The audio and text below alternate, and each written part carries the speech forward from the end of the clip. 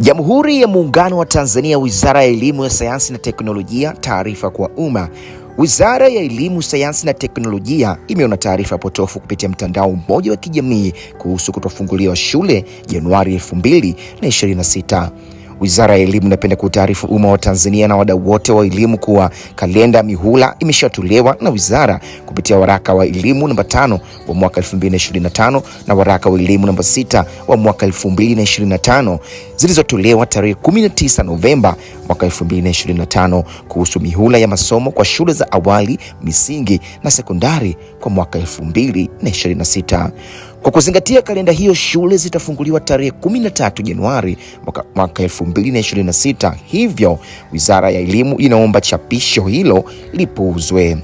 Aidha, Wizara ya Elimu inaendelea kusisitiza wadau wote kuzingatia utekelezaji wa kalenda iliyotolewa.